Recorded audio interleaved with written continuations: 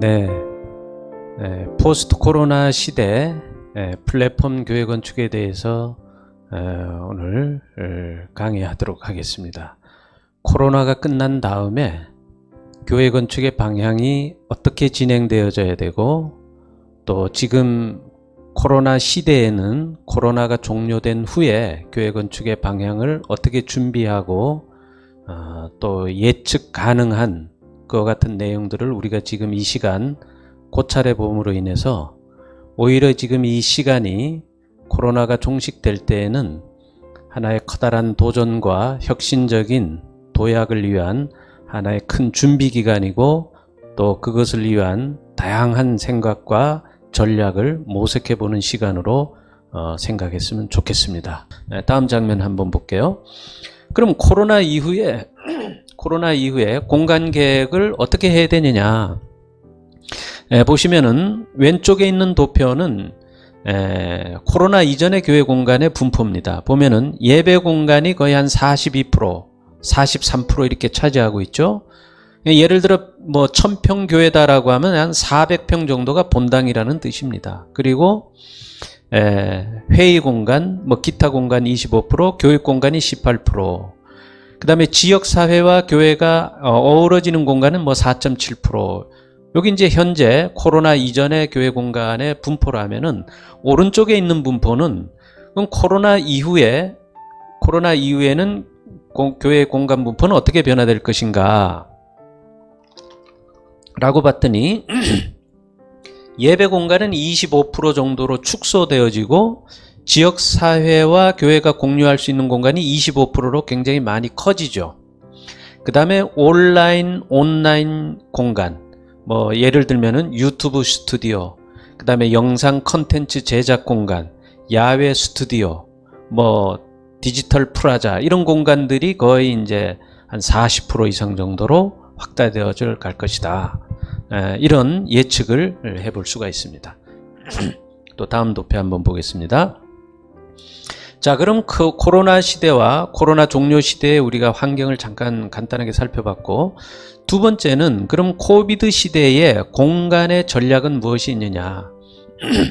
기존의 교회가 가지고 있는 공간의 어떤 전략과 코비드 시대에는 어떠한 공간 전략이 더 혁신적이고 교회 성장을 끊임없이 견인시켜 나갈 것이냐라는 걸 봤을 때, 스튜디오 프라자, 공유 스튜디오라는 이제 항목이 있어요.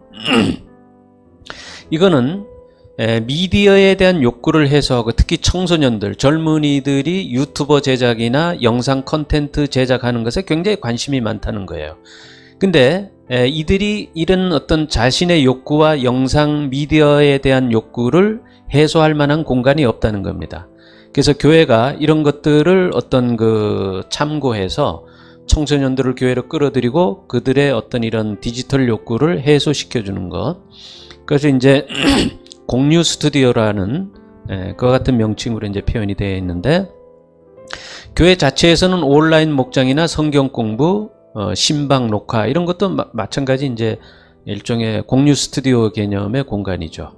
그 다음에 온라인 회의나 세미나나 교재 라이브 이런 것들을 위한 총체적인 공간이 더 확장되어져 간다라는 겁니다. 또 두 번째 한번 볼게요. 소그룹 공간의 확대 이렇게 되어 있는데, 미국의 메가처치를 설문조사를 해봤어요. 그러니까 미국의 한 2,000명 이상 재적 교인을 우리가 메가처치라고 하는데, 그들에게 조사를 해봤습니다. 코비드 시대에 어떠한 것들이 가장 중요하고 어떠한 것들이 가장 교회의 혁신적인 그런 공간을 창출시키고 또 교회 성장을 부흥시키는 핵심적인 키워드가 뭐냐라고 물어봤더니, 한 80% 정도 되는 목회자들의 답변이 가정교회, 셀교회, 세대별 소통 공간이 코비드 시대에 가장 중요한 공간이다, 이런 이제 응답이 나왔습니다. 이것도 우리가 전략에서 굉장히 중요한 요소가 되겠습니다. 세 번째 한번 볼까요? 다음 영상 한번 보겠습니다. 청소년 커뮤니티 프라자인데, 특히 코비드 시대에서는 교회가 핵심적인 전략의 요소로서 청소년들에 대한 문제입니다. 요즘 청소년들이 이 대학교에서 그 수업을 못하고 있죠. 그러다 보니까 이 대학생들이 보통 이제 이런 카페, 뭐 스타벅스나 이런 데 가서 하루 종일 그 과제하고 거기서 이제 머뭇거리고 이제 이러거든요. 근데 이 청소년들과 대학생들을 교회로 이렇게 끌어들여서 스터디 카페 같은 공간을 만드는 거죠. 굳이 뭐 그 카페 가서 거기 한 2시간 있으면 또 눈치 보고 다른 데 카페 또 옮기고 그러더라고요. 그래서 교회의 교육 공간을 스터디 카페식으로 만들어서 청소년들이 교회로 움직일 수 있게 모일 수 있도록 해주는 것은 코비드 시대의 교회 성장에 굉장히 핵심적인 가치입니다.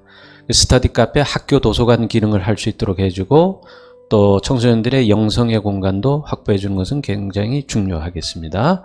네 번째 한번 볼게요. 스터디 카페 그림이죠. 또 한번 보겠습니다.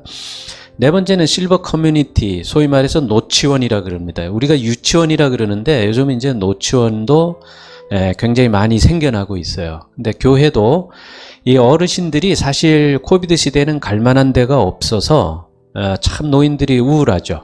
근데 교회가 이런 실버 세대를 교회로 끌어들여서 교회 성장에 어떤 기폭제로 삼는 것은 대단히 중요합니다. 이 세대 간의 분리 현상을 극복할 수 있고 또 실버 세대 간의 소통을 극대화할 수 있고 특히 이 60대 이상 되면 그 컴퓨터나 모바일 교육에 굉장히 갈급해 하거든요. 이분들이 뭐 유튜브나 컴퓨터나 이런 거 배우는 걸 굉장히 좋아합니다. 그래서 이런 것들을 착안해서 교회의 어떤 그 핵심적인 전략 요소로 삼는 것은 굉장히 중요하겠습니다. 이제 다섯 번째, 상담과 치유와 회복센터입니다. 자, 상담은 코비드 시대의 비대면 환경의 고립에서 벗어나는 가장 중요한 요소죠.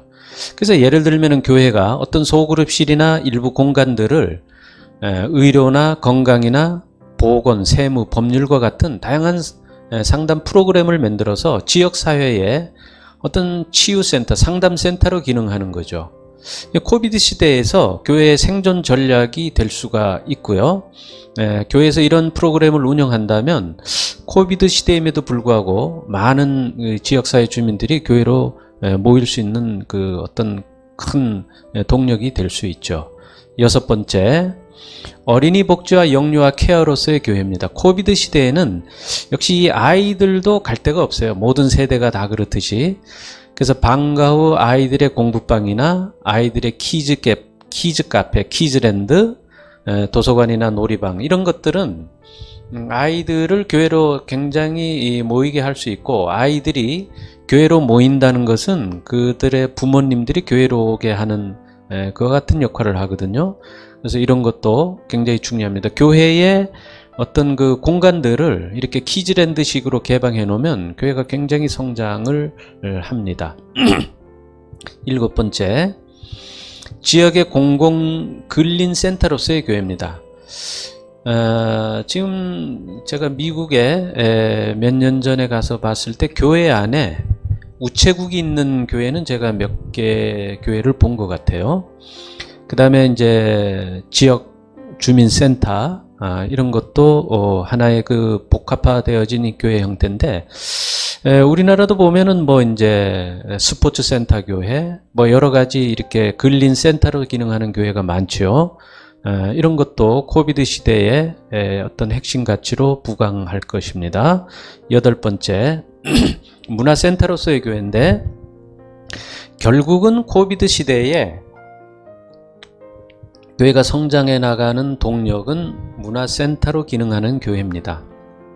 왜냐하면은 이 문화센터의 핵심 가치는 교회로서만 존립할 수 있는 것이 아니라 지역사회와 공유되어지는 개념이기 때문에 이 코비드 시대에는 핵심 가치가 문화센터로서의 교회입니다. 지역 주민들의 화합의 공간, 그죠? 교회의 마당은 지역사회 공연장이나 바자회장이나 이런 다양한 어떤 그 공간, 그 다음에 요즘은 보니까 이제 디지털 갤러리 뭐 이런 것도 교회에 라비홀에 굉장히 많이 설치되어 있는데, 이런 형태는 굉장히 혁신적이고 바람직한 교회의 형태라고 볼 수 있죠. 9번째, 이제 융합 공간입니다.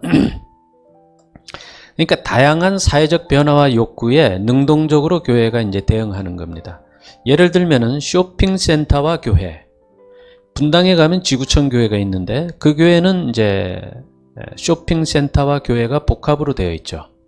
그래서 평일날에는 쇼핑센터가 이루어지고 주일날에는 교회가 운영을 합니다.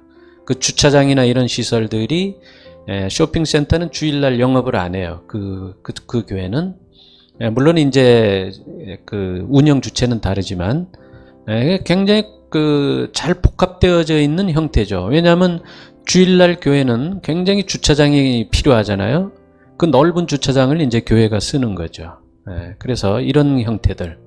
그다음에 스포츠 센터와 교회. 그 안산에 가면 이제 이런 교회가 있죠. 주민센터와 교회. 학교와 교회. 학교와 교회는 제가 미국의 순복음 계열의 교회들을 방문했을 때 예외 없이 이런 교회들이 많았어요. 대안학교를 끊임없이 교회 안에 설치해서 하나의 그 학교와 교회가 잘 형성되어 있는 교회를 많이 봤는데 국내에서도 이런 형태는 많이 찾아볼 수 있습니다. 문화센터와 교회, 이런 융복합적인 공간이 코비드 시대에서는 더 혁신적으로 더 촉진되어질 것이다 라는 예측입니다. 10번째, 영성센터와 기도실 이렇게 되어 있는데 코비드 시대가 되니까 어디 갈 수가 없잖아요. 뭐 기도원 가도 어렵고 뭐 이렇게 외부로 갈 수도 없는데 교회 안에, 도심지 교회 안에 이런 영성센터와 기도실을 잘 완비해 놓으면 굳이 기도원까지 멀리 이동하지 않더라도 이런 영성에 대한 갈급함을 해소할 수가 있죠. 특히 유럽 교회들이 많이 공동화되어져 있는데 유럽 교회의 일부 혁신적인 어떤 형태를 우리가 봤을 때 도심지에 있는 교회가 수도원처럼 영성 이런 센터를 잘 만들어서 아주 교회를 이렇게 매력적으로 선호하는 그런 형태들은 이제 요즘 많이 볼 수가 있습니다. 국내에서도 이런 것들은 또 우리가 눈여겨볼 만합니다.